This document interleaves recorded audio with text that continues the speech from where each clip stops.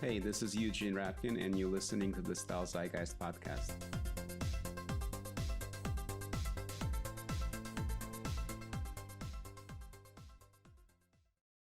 Hi, everyone. Welcome to the first episode of the StyleZeitgeist podcast. We're very excited to start this new chapter, and thank you to those who are already supporting us on Patreon, even without having listened to the first episode. That kind of trust is invaluable to us. If you want to support this podcast for as little as $5 a month, and actually support the entire magazine for that matter, you can find us on www.patreon.com/StyleZeitgeist. Because on this podcast, as we've done in general, we would much prefer to rely on our audience than on advertisers, so we can maintain the fiercely independent voice we have fostered over the years. And with your contribution, I don't want to call it a donation, a contribution, you will be supporting something more rare than a unicorn: independent and critically minded fashion journalism. So about the podcast, as with many great ideas, it actually did not come from me. It initially came from my wife after she heard me interviewing Rick Owens last year about the 2 books he was releasing. She said that what she heard was not an interview per se, but rather a conversation between 2 intelligent, witty friends, and an article that I published after did not quite do this conversation justice because of the limitation of the written page. So I put this thought on the back burner and let it simmer. And gradually, other people in my life would bring up an idea of the podcast here and there, and so I finally decided to take the plunge. Now, as I began to seriously think about the podcast, I inevitably realized that I would have to put into words what it is that I wanted to do. What is the podcast about? But more importantly, what is StyleZeitgeist about? And how do I translate StyleZeitgeist into the podcast medium? So I went back to our original tagline: for every culture there is counterculture. And I was reminded of it while revisiting the work of Antonio Gramsci, the Italian neo-Marxist intellectual who talked about cultural hegemony and the importance of challenging it via counterculture. Now, cultural hegemony is basically an accepted set of cultural norms, concepts, mores, values, perceptions that are handed down by a ruling elite and that is not really questioned by and large. That set of cultural artifacts forms the dominant popular culture. Counterculture is formed by people who see flaws in a dominant cultural narrative and challenge it. And I thought, well, in terms of fashion, that's exactly what we've been doing at StyleZeitgeist. We've been challenging the cultural hegemony of the fashion industry and also creating an alternative universe and championing those designers who operate outside of the mainstream fashion industry. And that's what I want to continue doing here. Now, also, by cultural hegemony, I don't necessarily mean that there's an even cabal of fashion executives out there making us all into consumerist zombies who plug the hole in our soul by buying Fire Johns. And some of the concepts seem benign and often come from the consumers themselves. And these concepts largely go unexamined and unchallenged, mostly because it's not good for business. But we're not here for business, but for fashion with the capital F. So we will examine accepted cultural hegemony narratives. We will ask questions like, is political correctness good for fashion? What about democratization? What is embedded in the sustainability narrative and who benefits from it? We will explore semiotics of fashion. What does this or that thing signify? What signals are you sending when you wear that thing or the other? We will look at other theories of what drives people to consume fashion, from Thorstein Veblen's theory of conspicuous consumption to Christopher Lash's theory of narcissism. Are you buying fashion to appeal to others, to show that you have arrived in financial terms, or are you buying it because it's something imbued with a certain cultural meaning, a certain aesthetic, or a sense of craftsmanship that bespeaks something deeper than what you see on the surface. Now, that's the intellectual part of it, but we're not limiting ourselves to that. We will also devote episodes to the work of certain designers. We will revisit certain phenomena in contemporary fashion, such as the Antwerp Six, the arrival of Yohji Yamamoto and Rei Kawakubo to Paris. We will look at some moments and movements in the history of fashion, such as the rise of minimalism with Helmut Lang and Jill Sander, about what fashion was like in the 80s versus the 90s versus the 21st century, about the cerebral nature of work of Martin Margiela and Hussein Chalayan, about the role of youth culture in the work of Ralph Simmons and Undercover, things of that sort. We will certainly talk about artisanal fashion, or what is now called the avant-garde, which is basically what StyleZeitgeist has been about since I started it as a forum in 2006. And yes, we will talk about Carl Christian Poel, so don't fret. We will even get into the nitty-gritty of the garments themselves, the construction, the materials, and things like that. Other things, StyleZeitgeist has always been about exploring the relation between fashion and other cultural disciplines like music and art and literature. We'll continue to do so on the podcast. And that's sort of the ethos of how I became a fashion fan.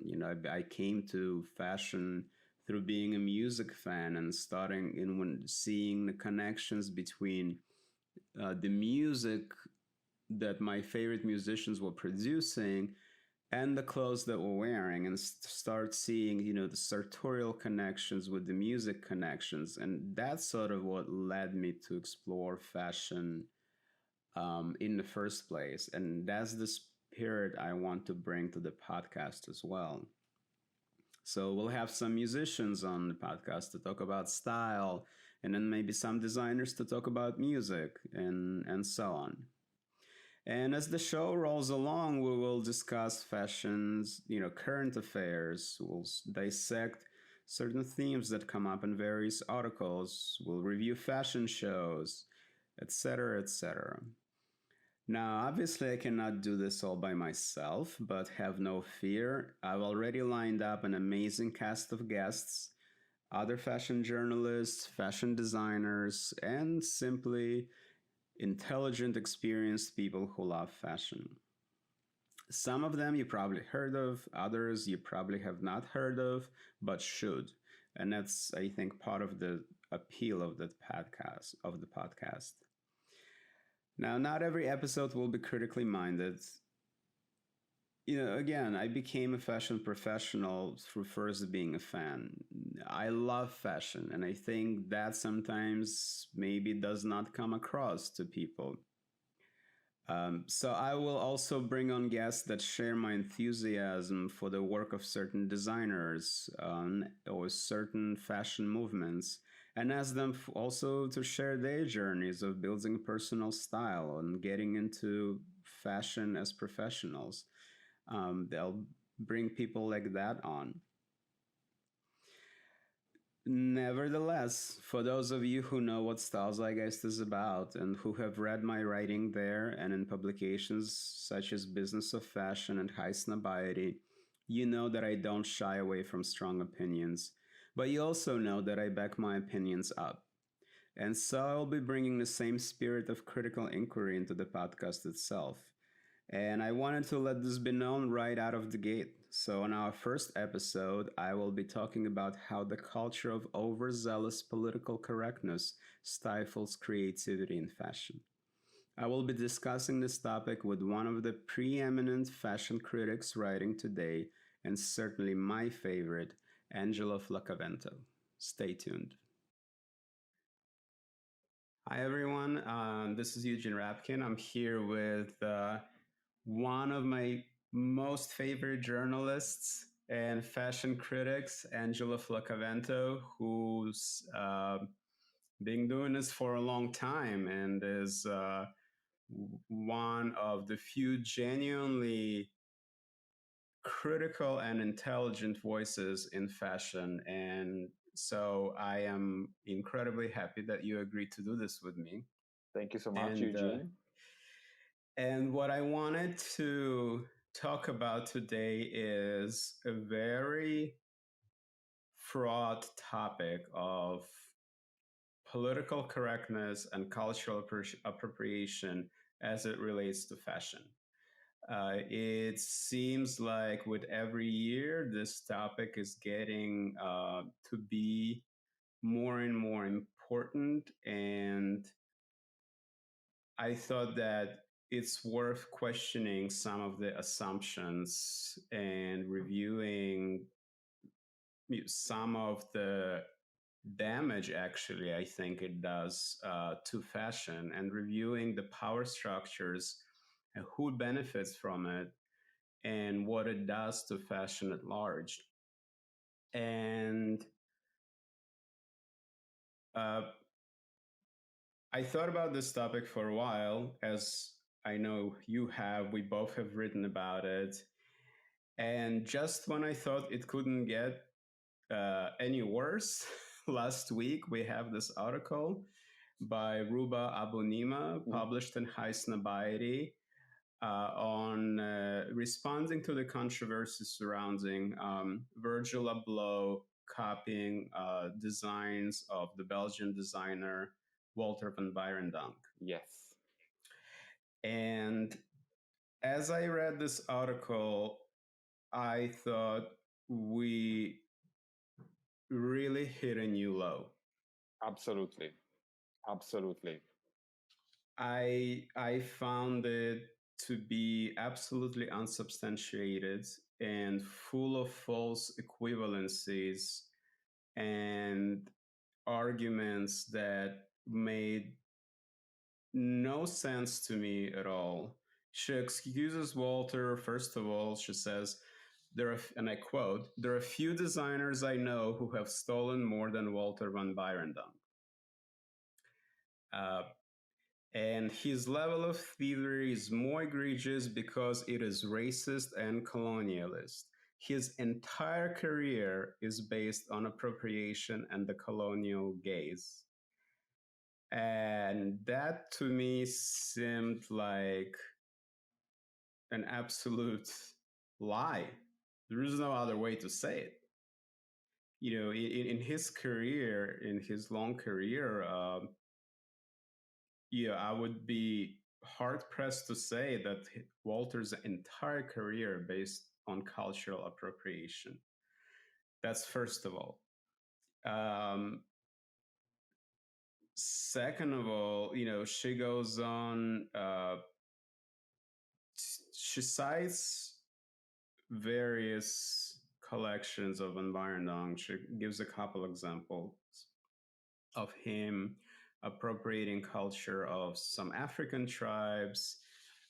She mentions Japan, South America, and you know, so she becomes a defender and of every minority on earth. It seems to be to me, and I just wanted to ask you for your initial thoughts on this. What did you think when you read it? When I read this article, I was like completely appalled by the level of, I don't want to sound offensive toward this lady, but I thought it was really dishonest as a critique. And also, for me, it shows the level of a thread towards real creativity that is showing up in fashion because of this political correctness fever.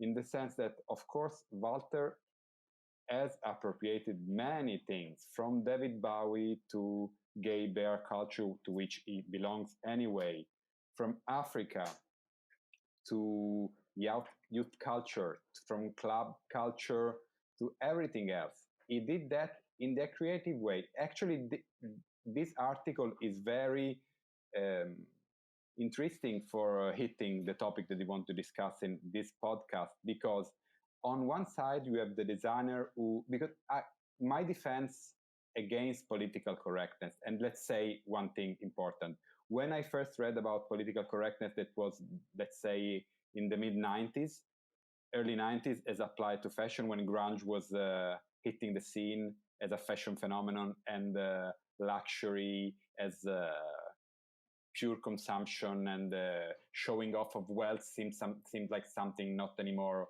occurrent. It's been always a very interesting topic to discuss. But now the integralism of political correctness is turning into something else, which is completely different, which is like rewriting the rule book of fashion creativity. And so designers have to tackle a series of boxes in order to be able to even create something. There is a fundamental, let's call it, and positively, silliness about fashion designers that have always taken things here and there and then reblended into the shaker of their own creativity. And now they're not anybody anymore allowed to do so. Like Walter, of course, has done collection that had the vaguely or heavy African tingle, but everything has always been filtered through the prism of his own really pop-tastic and colorful and quite gay, I have to say, creativity. So it's the way fashion works. A designer takes things here and there, mixes and makes them our own. I mean, let's say to this day, some of the collections that John Galliano, the wonderful ones that John Galliano did at Dior, let's say, will not be possible because all the minorities will like get into a fight with Dior because of appropriation. Or let's say also designers in the 80s, or I don't know, Gianfranco Ferré taking colors from saris or whatever else. There is a fundamental narrow-mindedness about this position, which is basically that it's like every designer or every creative person can just create within the her very own limited and very small and narrow borders, because everything else that they don't know and they take into their own language is a fraud. Like last month, 2 months ago, let's say, after that quite preposterous attack that Diet Prada did towards Etro when they held the show in Milan, and according to their own parameters, there were not enough influencers of color in the audience, while there were a lot models of color on the runway.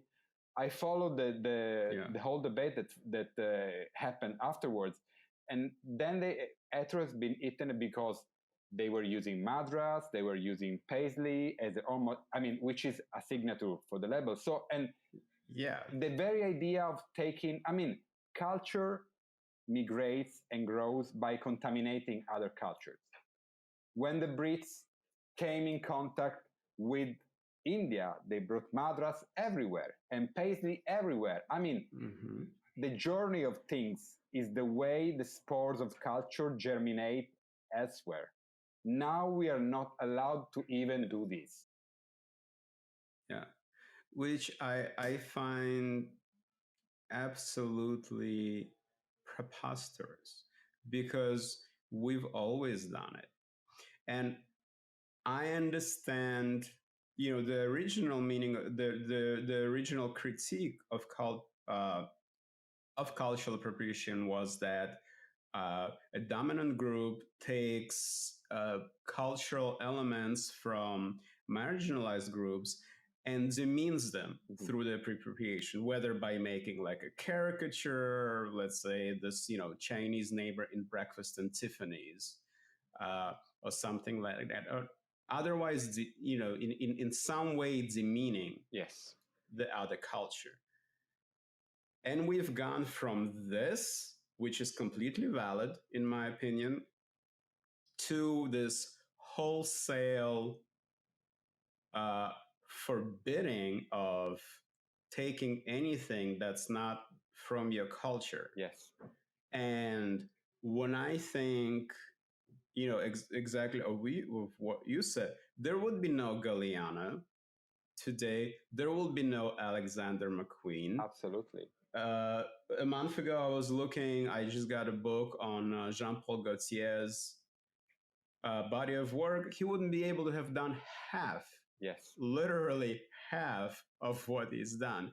Uh, Yes. remember the Dries Van Noten exhibit in Paris and in Antwerp? Look at how he has been inspired by Spain, Mexico, other parts of Latin America, uh, India, Morocco, like you name it. Uh, like someone like small, like Jan van Esch, who's so inspired by the African immigrants in Antwerp, where he basically lives in that community.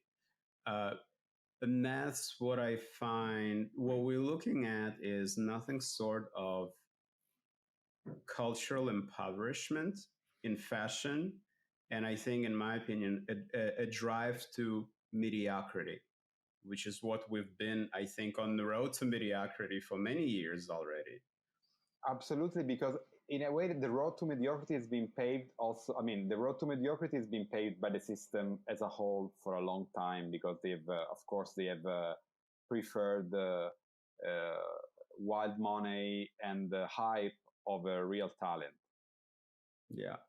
But now this paving will be even larger, because if because of this cultural climate, and because of the censors and watchdogs are rewriting the rule book about creativity, because if you get called out for cultural appropriation, it's a big damage for every brand.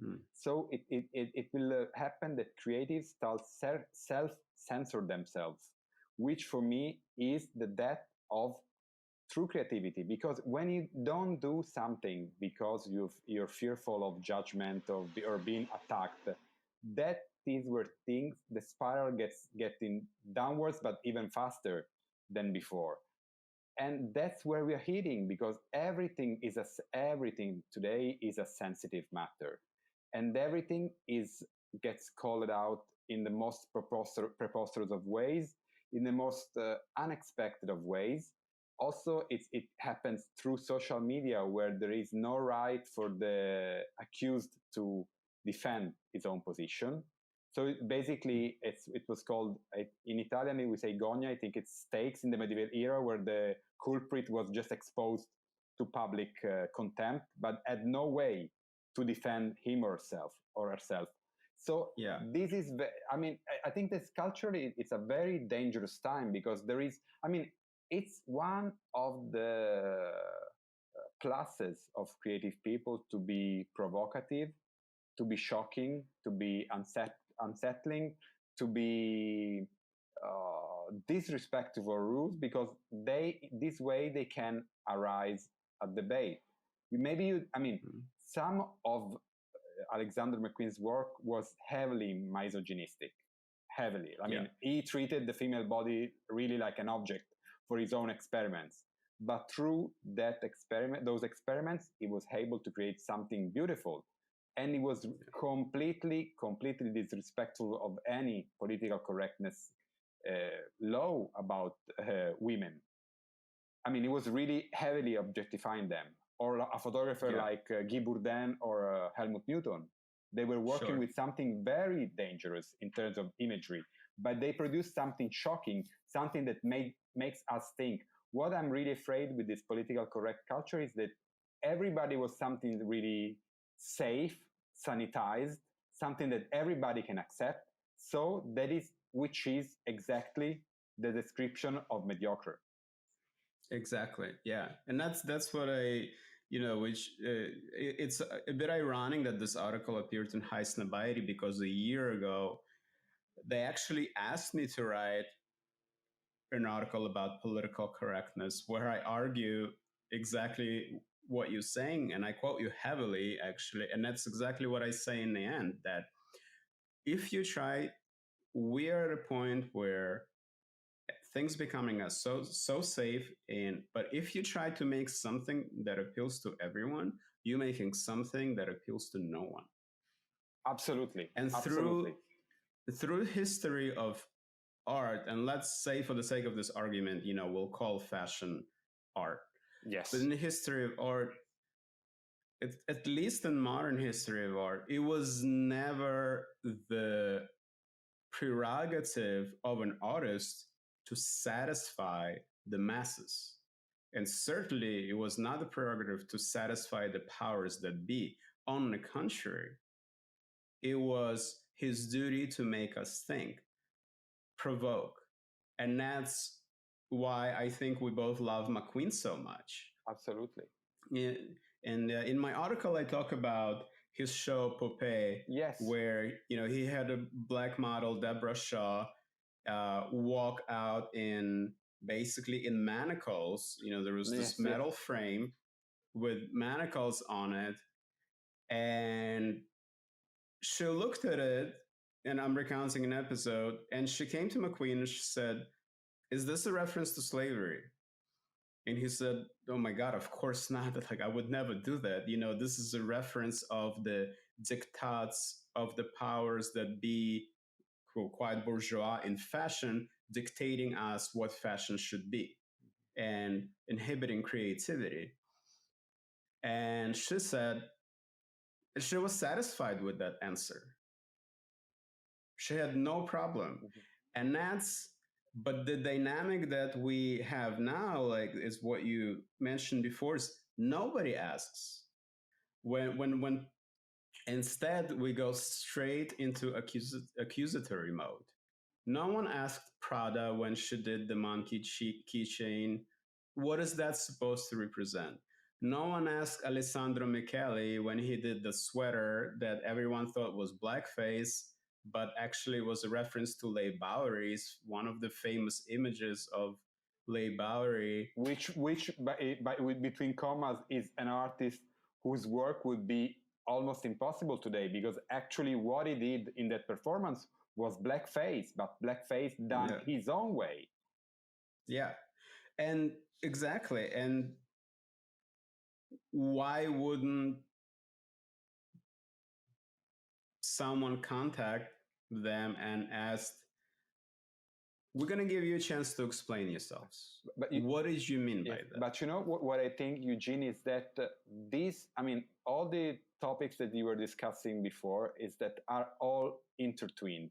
We were talking also about democratization. Like now, there is a heavily disrespect for the professional critic or fashion journalist or whatever it is, because we are being called out as privileged or but elitist or elitist. But the elitism, of course, if you are part of a certain group of people because of work, you are the elite of that group, but it took me 20 years to climb the ladder, the social ladder of work.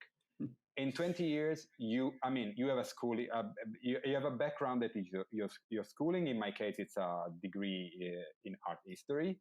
Then you have the experience. Then you've trained your eye, seeing as many things as possible, discussing as many things as possible. And this baggage is what you have inside, and it helps you look at things in a certain way. Today, the medias that we have allow anybody from the smallest room in the most remote place to say their words, and they think that their word is just as valid. I'm not against people expressing their opinions, but opinions that matter do matter not because we are privileged, but because we have an experience and we've proved our worth over the years. So all these people that call out and accuse are quite fast and easy in doing that, but to be honest, they have no culture at all. And that's one of the problems of fashion today. There is no culture at all. There is no culture of fashion. There is no visual culture. Yeah. Because, and also we are living in a society that is full of prudes. Because absolutely. No, I was thinking, and they're left-wing prudes now. That's the crazy thing. Absolutely, Eugene. I was writing. I just wrote a story on, because this year is 100 years since the birth of Helmut Newton. So I wrote a story for the next Italian Vogue. Talking about how his work would be impossible today because of how incorrect and provocative it was. And I was thinking, okay, now we have this fever of iconographic political correctness that's going back in history. So what happens when they find a Greek vase where a man that is older and it is the teacher is fucking a guy who's very young, is the paidos, was the alum. So I mean, that's what was happening culturally, and that was considered to be possible by that culture. It would be considered to be shocking by our cultural parameters, but it happened. I mean, we have the most crazy apps on our phones. We can fuck with whoever we want because we are geolocalized and we can find someone nearby who wants to do the same thing. But when it comes to imagery, we're such prudes that we cannot see anything. I mean, any hint of sexual anything can drive people mad. And I'm shocked by why in America the vision of a nipple can take a magazine off the shelf. I mean, you can see graphic violence of the most shocking kind in any movie, in anywhere, but a nipple makes them crazy. No, it's a no-no. Well, it's a great segue in what I want to talk about is the specific American flavor absolutely of political correctness, because it's coming from this country. Yes. And the one of the problems to me it's ironic how these political cultural police, they don't see that the roots of what they're arguing comes from this Puritan culture on which America was founded. That's the irony of the whole thing.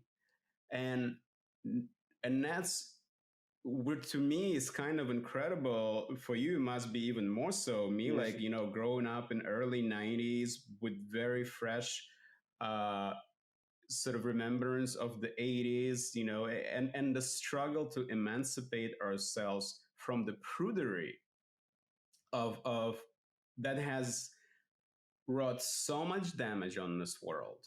Absolutely. On so many people. And now, that used to be the enemy when it was on the right, when it was the Republicans doing the prudery. Yes. They were, but now the prudery comes from the left, from the radical left. And that to me is kind of, when it's not funny, it's tragic. Sometimes I just think like the level of absurdity we have reached is just like, okay, you can only laugh. But it is coming from American flavor of Puritanism. And I would argue also it comes from American cultural hegemony over the rest of the world. That has been happening since the end of World War II. Absolutely. We have been exporting our cultural values to the rest of the world. And now we expect the rest of the world to know the intricacies of American culture worlds. Absolutely. And I ask myself, who are we to do this when, I hate to say it, but a lot of Americans are incredibly ignorant of the rest of the world cultures. And that's what I'm asking. Like, I was like, how is Prada, Wally Sander McCallie supposed to know the intricacies of American culture wars? And I'm not saying there is no racism in other places. There is. But that to me is like, why are we dictating the rest of the world what they should and should not be doing? Absolutely. I mean, this is a trait of cultural imperialism that stays. I mean, every matter that is American is a matter that touches the world. I mean, we live in a global world, but cultural differences are still very important. And not only very important, they are, alive. You can see them. And you're right. I mean, it's all done in a very aggressive way. I mean, when Prada or Alessandro Michele were found culprits of those mistakes, they immediately had to hire consultants, which of course come from America, that can teach them about how to handle this or that matter. But, I always have the impression that in the end, I have no proof about this, but being Italian, I know that they do, we oblige apparently, and then we still go on. I don't know if, this matters really. but it's, I mean, I'm really shocked by the amount of how imposing these matters need to be for the rest of the world. You know, Yeah. I mean, in Milano, we don't have that many black designers, and that is true.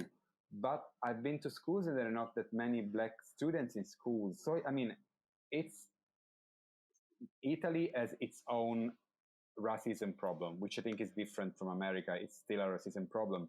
And the integration of the blacks that came to Italy has been very slow. And I think it will take some time before the kids of black families that have managed to rise up the social ladder will be going to fashion schools, maybe. So this is a true picture, but you cannot solve this by putting whoever black designer is in Milano on the runway. That is a very false assumption.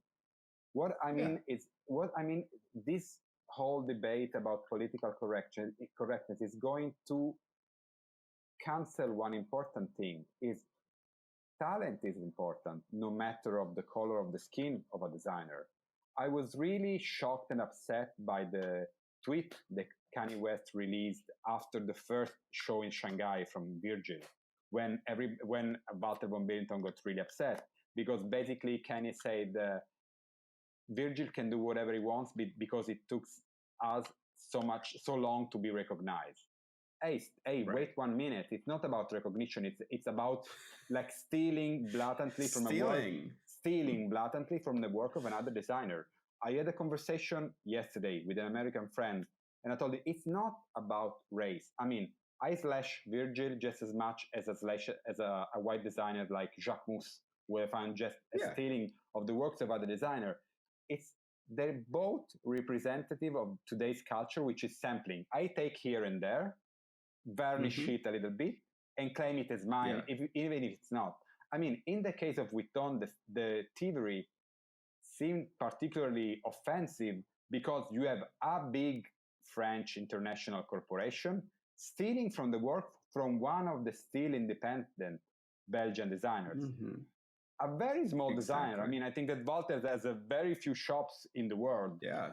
And these things cost so much because they're producing such limited runs. So, and he's been doing this for 30 years, teaching at the school. I mean, he's also a teacher. What I found offensive in that High Snobiety article is that Rula, is there the woman? Ruba. Yeah, Ruba. Ruba was accusing him of being particularly obnoxious because he's also a teacher. But when actually he was dissecting Virgil's work as a teacher, so he was just like reviewing a project from a student and telling him, you cannot just take, I mean, there is always a point of departure for creative work.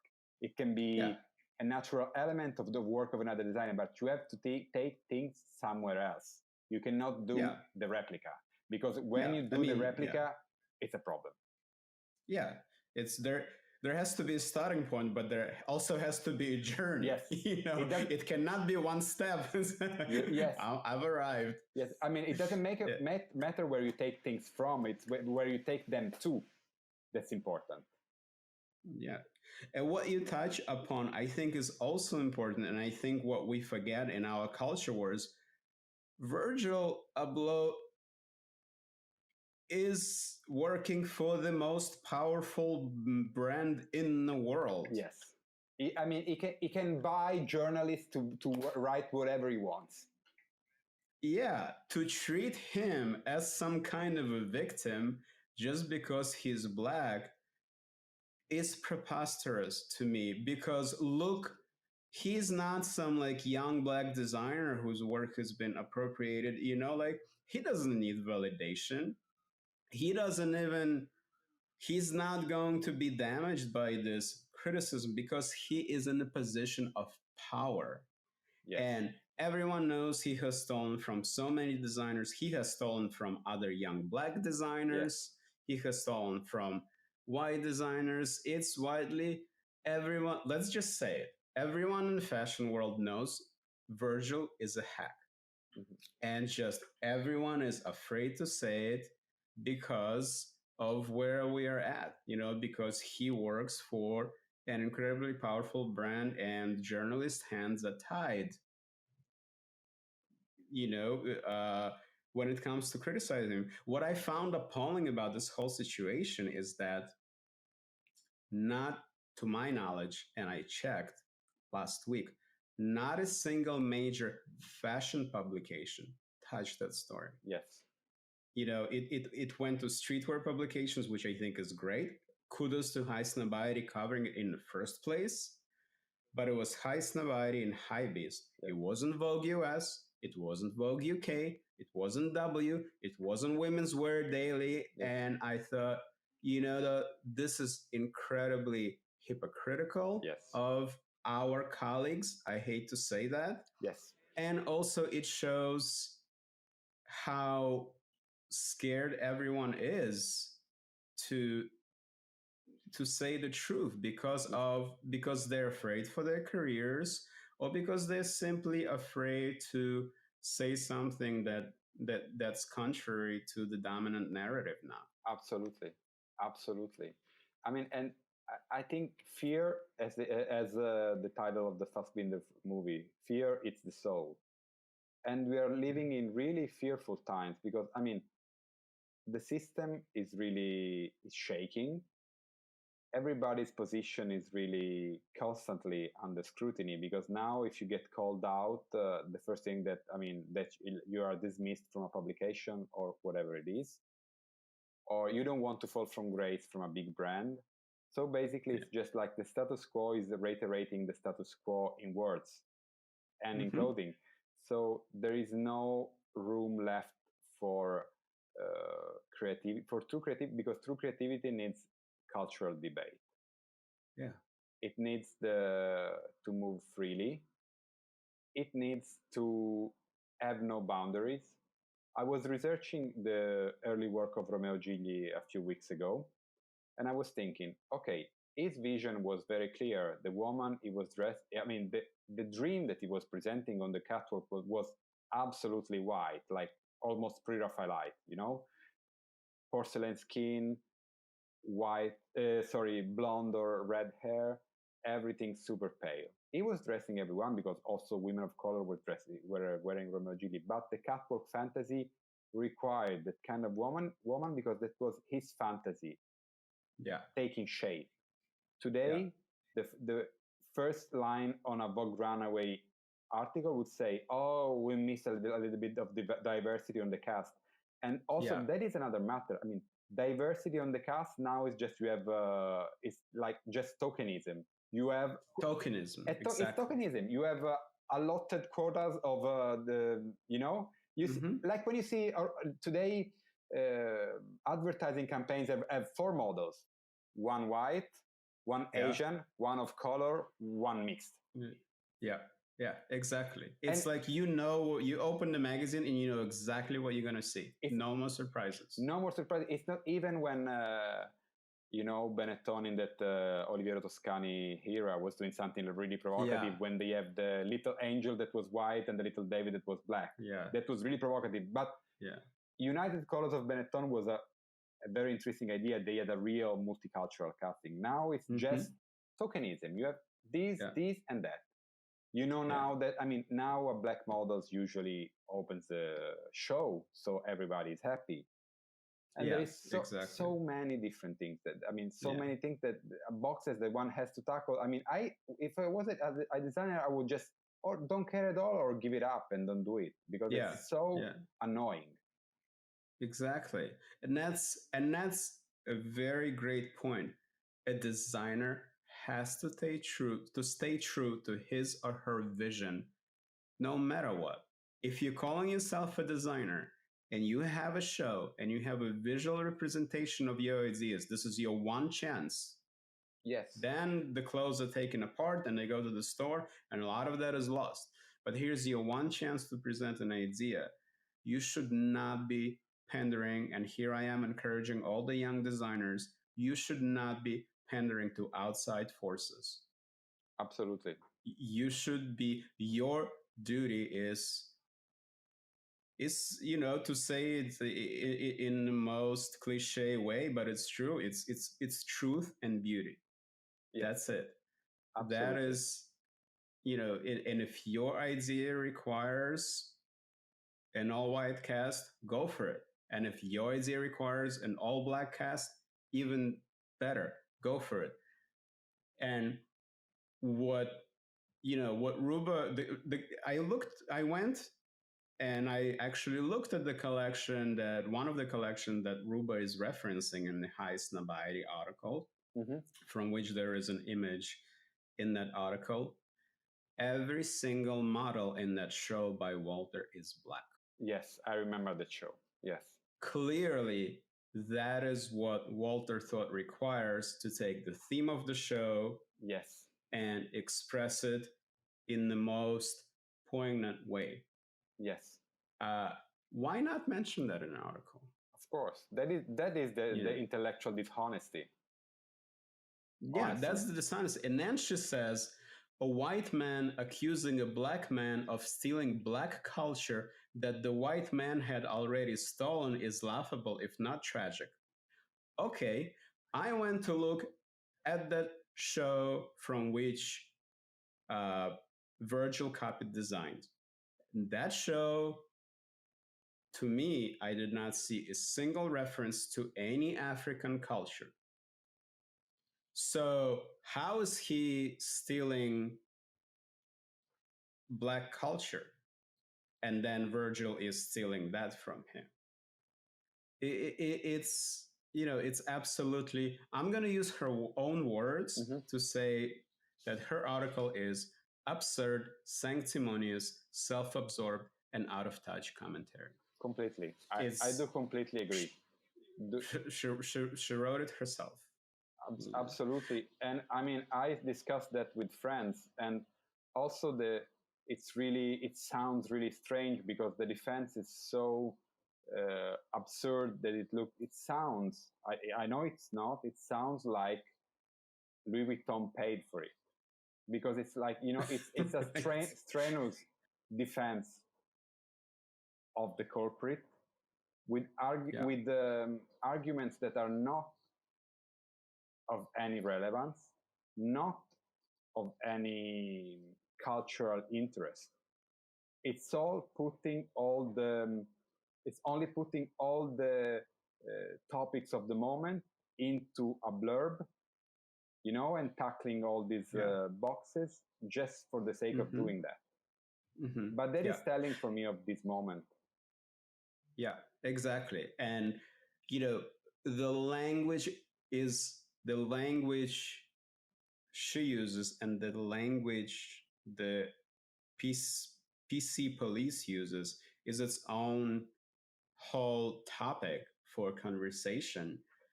They use the kind of language that's impossible to argue against, right? Why wouldn't you want to be on the right side of history? Why wouldn't you want to support all that's good? But to me, it comes back to, I'll take a different example. When the Iraq War happened after 9/11, American public was lied to, and Republicans dragged us into a completely unnecessary war.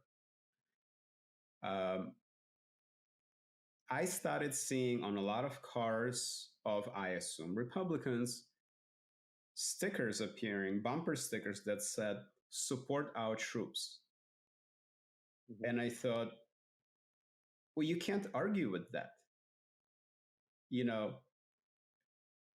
Who would say don't support our troops? Of course you want to support our troops. You want to support the young men and women who are sacrificing their lives, and I thought, and that was so dishonest. It was neutering debate by using language that you can't argue with. And that's what I see here. Cultural appropriation. The moment you disagree with something, you're called racist. How can you argue against that? like who in the right mind, which person of liberal inclinations want to be called racist or thinks of them as racist? And that's really the thing. And then how far back do we go? Like Ruba calls Walter colonialist. Yes, just because he's Belgian. Just because he's Belgian. Okay, is Jill Sander a Nazi? Is Alessandro Michele a fascist? Like, which, I mean, if we want to be accurate, is another form of racism. Yes, exactly. Like where do we stop? Should I, as a Jewish person, like tell black people to stop using the word ghetto, because ghetto was an Italian word for Jewish marginalized enclosed neighborhoods in Venice? How far in history back do we go with this? That's the level of absurdity where we at. There's something else, Angelo, I wanted to discuss. You mentioned the atmosphere of self-censorship. Yes. That PC police creates in all of us. I think in designers, and I think in journalists as well. Yes. In any kind of creative person. And it made me think of, I haven't read it in a while, but I was listening to something about Michel Foucault and his idea of panopticon. Yes. And for those listeners who don't know, a panopticon is a 5-walled prison with a guard tower in the middle that allows the guards surveil the prisoners all the time without being themselves seen, which creates, after a while of exposure to a prison like that, it creates a constant atmosphere, a constant sense of being watched. So the prisoners have a constant sense of being watched. And Foucault said, apply that to outside of the prison and to our society, where we have become the prisoners and the police at the same time. Yes. And what I see from these PC culture warriors, there's the rush to judgment, I think, bespeaks a fear they have of not only being wrong, but not being right fast enough. They are policing each other. Everyone's watching each other on social media. Did you say the right thing? Did you say the right thing? And that's authoritarianism. That's what totalitarian. We like living in a new version of 1984. Yes, I was just reading an article in an Italian newspaper about this. And what is interesting is that this judgment culture, which is based on guilt and judgment, is now deeply embedded in a society that is not religious anymore. Because we had that in religious cultures, but those cultures require also mercy. While this judgment culture and PC culture is merciless. If you're wrong, you cannot even discuss why you were wrong or what were your position. You're called out and cancelled right away. You were like in all dictatorship or totalitarian places, you have no right to reply because you were wrong. And there is, we have the cult of God has been replaced with the cult of virtue, but this virtue is very sanitized, very clean, and very rigid. And it's just based on judgment. And you're right, it's like an escalation. I'm more virtuous than you are. So so basically, people who want to stand at the top of this virtual, in the sense of virtue, pyramid, will be like completely, bleached, completely sanitized, completely untouchable by anything. They won't even have once a skin. They won't have anything because they won't have any places where contamination can grow. It's Yeah, really scary. absolutely sterile. And you used exactly the word that I wanted to segue to, because I've been reading this book, The Tyranny of Virtue, that was written by my former professor, Robert Boyers. And it's a book I recommend everyone to read. And Angela, you should absolutely, if you can get a Yes. hold of it, do it. It's called The Tyranny of Virtue. And he touches on a lot of the points we spoke about. And this is what he says. Um, Appropriation is best regarded as a strategy that works or doesn't work, that justifies itself or fails to justify itself. It can be obvious or routine, an expression of respect or of vandalism. If we find it offensive, then we're obliged to make a case, to explain, to ourselves at least, what has been sought and what has been wasted or demeaned. Categorical judgments based on a puerile notion of who owns what, or what must never be attempted, or what can never be tolerated, are inevitably driven by complacency.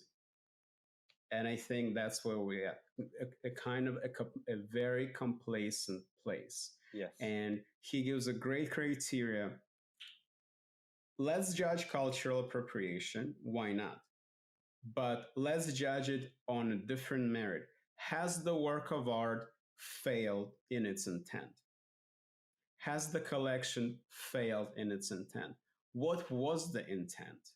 These are the questions that should be asking. Was the intent an homage Mm-hmm. to something? Was it a real fascination with the culture that you may know a lot about? You know, maybe you got interested in a culture and you've been reading about it and you wanted to interpret it. So, is it an inspiration? Yes. Or is it an appropriation that demeans a culture, you know, that makes a caricature of it, that somehow makes it worse? And I don't think that's the case with a lot of what's now called cultural appropriation. So intent matters.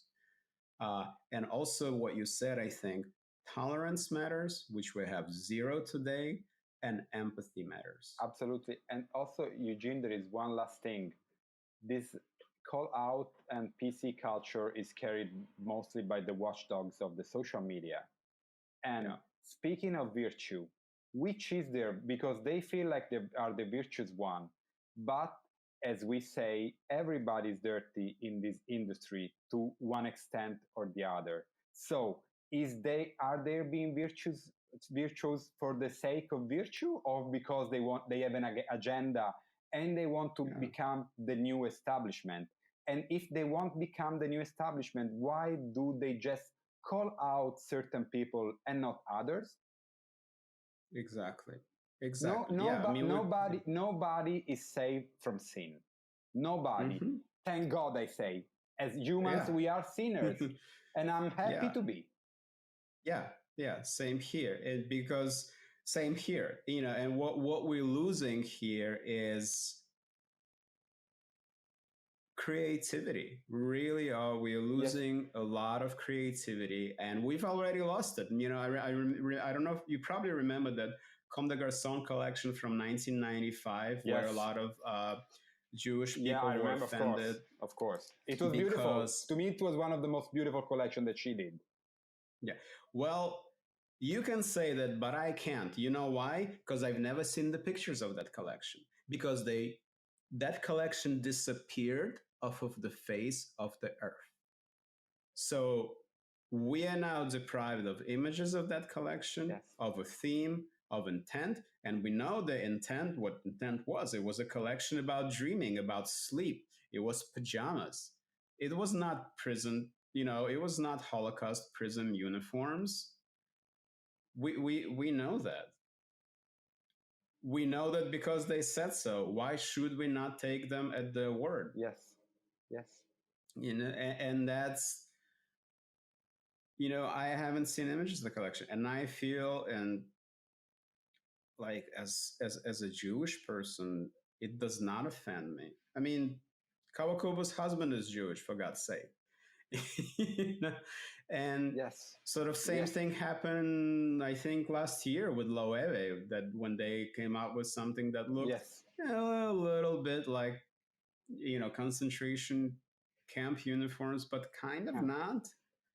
And that's like, where do we draw the line? And it's especially ironic to me that this is so rampant in the industry that sure has its own problems of racism, but also fashion is the one industry that has championed marginalized groups Yes. for Absolutely. decades, Yes. especially, people from LGBTQ plus community. Like, I feel like fashion is kind of a safe haven for them, So we are sort of criticizing an industry that's been long championing the outsiders. Absolutely.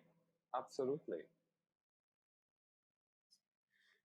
So I don't know. And when, to me, it reaches like new levels of absurdity when someone like Kirby Jean Raymond from Pierre Moss goes after Imran Ahmed for being racist, and Imran responds, I'm a son of Indian immigrants, I'm brown, and I'm gay. Like, I don't like, I know what racism is, and there is no reason for me to believe that Imran doesn't know what racism is. I have all reason to believe that he does. Of course.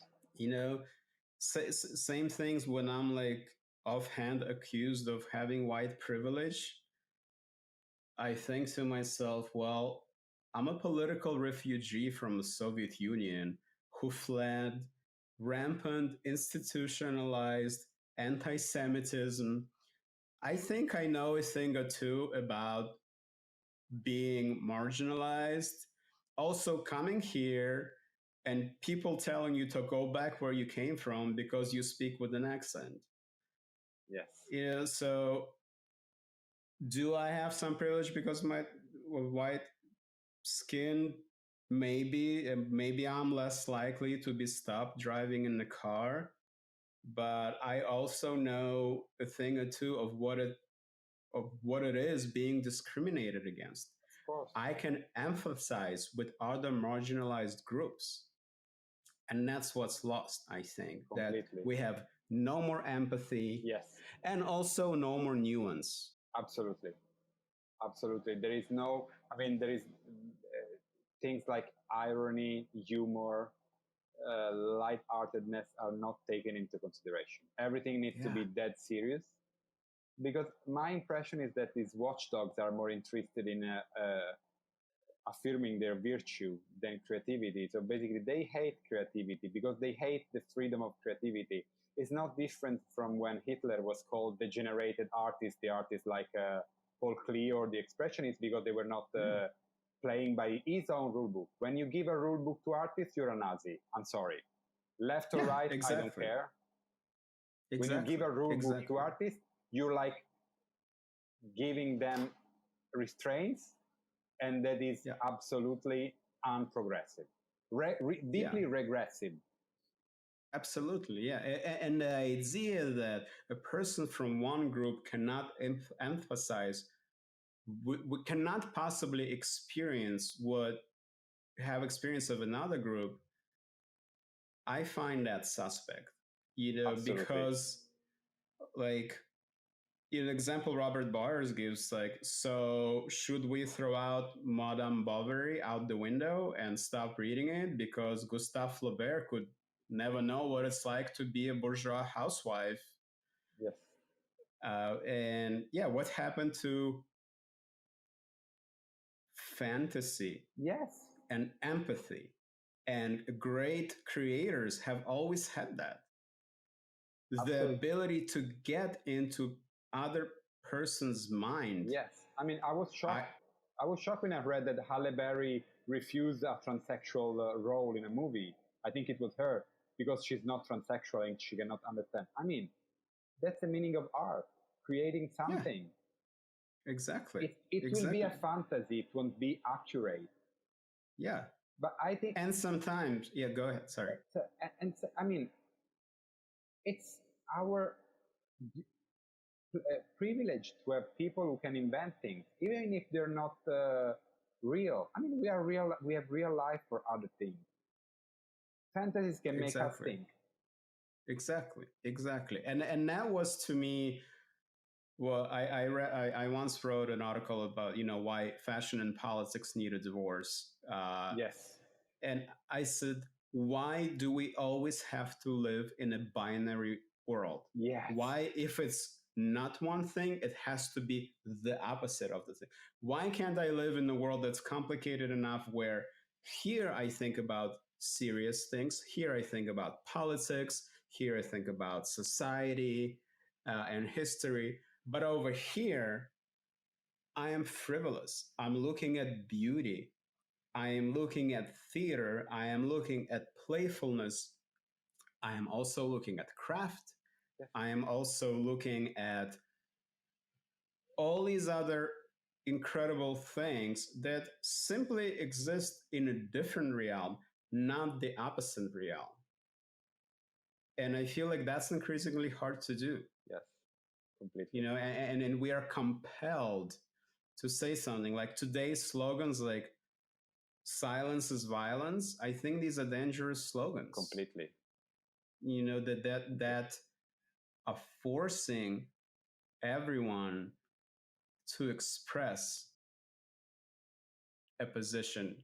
And it's also, I feel like, some kind of narcissism, almost. Yes. Yes. Where we, I don't know if it happens in Italy, but, here, I sometimes go to this, fancy, privileged, white neighborhood called Park Slope, and it's really beautiful. I go walk around and look at the beautiful brownstone houses, and in many windows I see signs that say Black Lives Matter. Mm-hmm. And I think, okay, I feel the same way, obviously. Like, which person in their right mind wouldn't? Of course, Black Lives Matter. But why do you feel the need to advertise your position to passerbys, so people who you don't even know?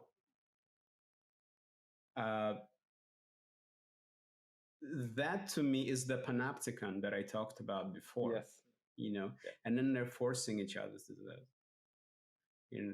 And then I walk over to the black neighborhood across the park. On the other side of the park, there are no signs. They're living that experience, every day. They don't have to advertise it.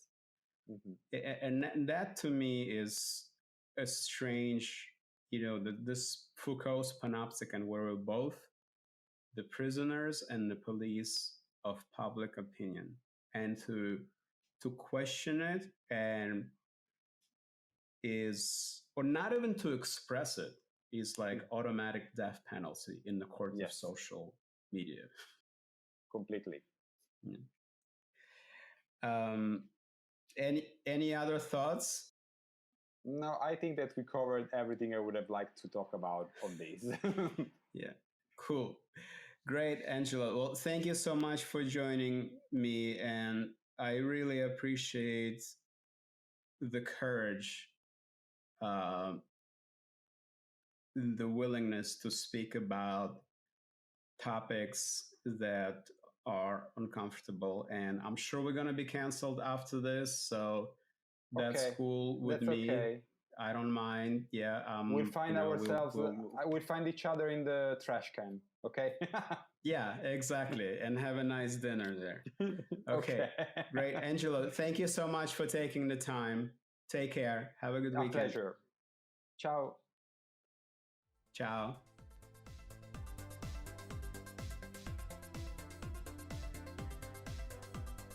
You've been listening to the StyleZeitgeist podcast, hosted by Eugene Rabkin, produced by Patrick Leduc.